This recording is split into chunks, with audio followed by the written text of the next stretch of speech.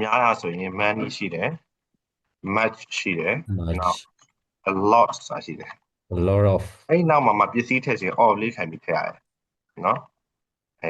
အဲ့တော့အဲ့မှာဘာကြီးกว่าလဲဆိုတော့ many ကဆရာဗမာလိုပဲရေးမယ်နော်ဗမာလိုဆိုရင်နှစ်မှတ်လာလွယ်အောင်လို့ဆိုတော့ရေးတွက်လို့ရတဲ့ပစ္စည်းဆိုရင် many နဲ့တောင်းရမယ် okay နော် much ကကြတော့ရေးတွက်လို့မရတဲ့ပစ္စည်းဖြစ်ရမယ်အပြင်သူကဘာစာကြောင်းတွေဖြစ်လဲရိုးရိုးစာကြောင်းဖြစ်လို့မရအောင်သူကအငင်းစာကြောင်းဖြစ်ရင်ဖြစ်မဖြစ်ရင်မေးခွန်းစာကြောင်းလည်းဖြစ်ရမယ်ဥပမာပေါ့ငါမှ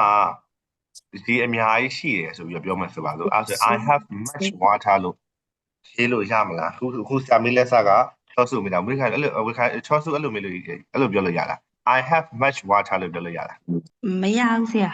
Okay ဘာလို့မရလဲအဲ့လိုမသိဘူးဆရာအလောတော့နဲ့သုံးရမယ်လို့တော့ထင်တယ်အခုဒီပေးပါပဲဟုတ်ရေတွက်လို့မရဘူးဆိုရင်ပုံမှန်ဆို much တော့သုံးရပါမယ်ဆရာပြောတဲ့စာကြောင်းတွေရေအများကြီးရှိရလို့ပြောလားမရှိဘူးလို့ပြောလားရှိတယ်ဆိုရင်အဲ့စာကြောင်းကရိုးရိုးစာကြောင်းလို့ခေါ်တယ်အငင်းလည်းမဟုတ်ဘူးရေရှိတာဆရာအဲ့ဆိုရိုးရိုးဆိုတော့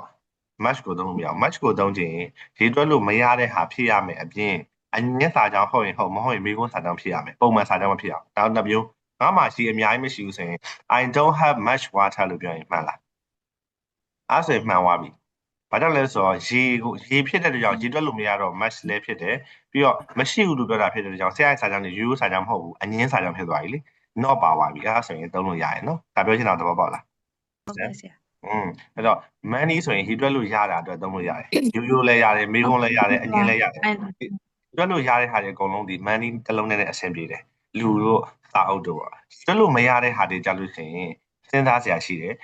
ကိုသုံးမဲ့ဆိုင်အောင်ဒီဟုတ်တယ်ဖြစ်တယ်လို့ပြောပါလားမဟုတ်ဘူးမဖြစ်ဘူးလို့ပြောမှာလားဟုတ်လားဖြစ်လားလို့မေးမှာလားရိုးရိုးစာကြောင်းဆိုရင် match ကိုမသုံးရဘူးအငင်းမဟုတ်ရင်ဘာဖြစ်ရမလဲမေးခွန်းဖြစ်ရမယ်နော်အလော့ကကြတော့လုံးဝအတုပ်ဆုံးပဲသူကရေတွက်လို့ဟုတ်ကဲ့ရတာလည်းသုံးလို့ရတယ်ရေတွက်လို့မရတာလည်းသုံးလို့ရတယ်ရိုးရိုးလည်းသုံးလို့ရတယ်အငင်းလည်းရတယ်မေးခွန်းလည်းအကုန်လုံးရတယ်အဲကြောင့်အလော့ကအကုန်လုံးအတွက်သုံးလို့ရတယ်အဲ့လိုမှတ်ထားမယ်ဒါအများချက်ဟောအနည်းဘက်ကိုပြန်သွားမယ်အနည်းမှာဆိုရင် a few ရှိတယ်နောက်ခါကျတော့ few ဆိုတာလည်းရှိသေးတယ်နော် a little ရှိတယ်နောက် little ဆိုပြီးလည်းရှိသေးတယ်ဟုတ်ပြီအဲ့တော့ a few ဒီ a few ရဲ့ဘာကွာလဲဆိုတာပြောပြမယ် a few or few or a little အကုန်လုံးကနည်းကြတာကြီးပဲဒါပေမဲ့ a few နဲ့ few တွေဒီဘာလဲဆိုရင်ရေတွက်လို့ရတယ်လို့မှတ်ထားမယ်ဒီအပေါ်ကနှလုံးကသူနှစ်ခုဘာတူလဲသူနှစ်ခုဒီရေတွက်လို့ရတာလို့မှတ်ထားမယ်နော်countable nouns လို့ခေါ်တယ်ရေတွက်လို့ရတဲ့ဟာတွေအတွက်သုံးမှဖြစ်ပြီးတော့a little နဲ့ little ကိုကြတော့ countable noun လို့ခေါ်တယ်ရေတွက်လို့မရတဲ့ဟာတွေအတွက်သုံးမယ်အဲ့တော့ဒီပြီးမှဒီခါလေးမှတ်ပေးမယ်နော်ရှင်းလေးခွဲခြမ်းပေးမယ်ဒါရေတွက်လို့ရတဲ့ဟာဒါရေတွက်လို့မရတဲ့ဟာဒါဆိုအဲ့အုပ်စုနှစ်စုကတော့ရှင်းသွားပြီရေတွက်လို့ရတဲ့မှာစာအုပ်တို့လူတို့ဆိုရင် a few နဲ့ few ရေလို့မရတဲ့ရေတို့ c တို့ဆိုရင် a little နဲ့ little ပေါ့ဒါဆိုရင်ထပ်မေးစရာရှိလာဆရာဒါဆို a နဲ့ပါတာနဲ့ a မပါတာရောဆရာဘယ်လိုထပ်ခွဲလဲဆိုတဲ့အဓိပ္ပာယ်ထွက်လာတယ် a ပါတာတွေဒီဗမာလိုပြောမယ်ဆိုရင်သူကအနည်းငယ်ရှိဆိုတဲ့အဓိပ္ပာယ်ထွက်တယ်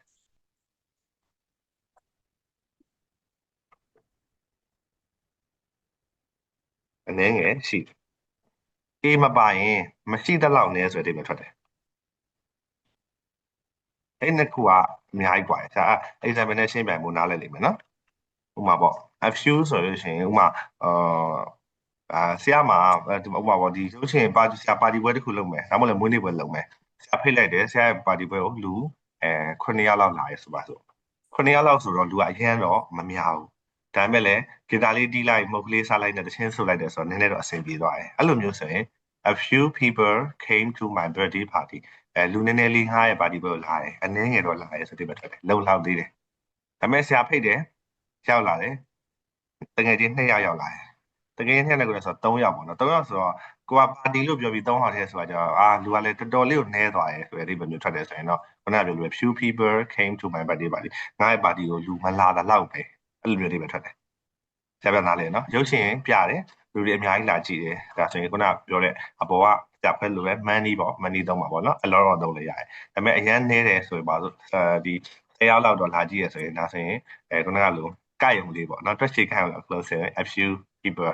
ဒါပေမဲ့လာတယ်တယောက်ပဲလာကြည့်သွားတယ်ဆိုရင်တော့ဒါဆင်သွားပြီဒါဆို few ပေါ့ zero တော့လည်းမဟုတ်ဘူးဒါပေမဲ့မရှိတဲ့လောက်နေတယ်မလုံလောက်ဘူးဆိုရင်အဓိပ္ပာယ်မျိုးထွက်တယ်โอเคနော်နောက်တစ်ခု a little နဲ့ little အဲ့နှလုံးဒီရေတွက်လို့မရတဲ့ဟာတွေလုံးတယ်ဒါဆိုရင်ခုနကလိုပဲ A ပါတာနဲ့ A မပါတာဘာကွာလဲဆိုတော့ဆက်ပြီးတော့ရှင်းမယ်အပေါ်ကဟာအတိုင်းပဲ a little ကအနည်းငယ်ရှိတယ်little ကြတော့မရှိတဲ့လောက်နေတယ်ဆိုတဲ့အဓိပ္ပာယ်ထွက်တယ်နော်မရှိတဲ့လောက်နေတယ်ဥပမာပေါ့ဟင်းချက်နေတယ်ဟင်းချက်နေတဲ့အချိန်မှာ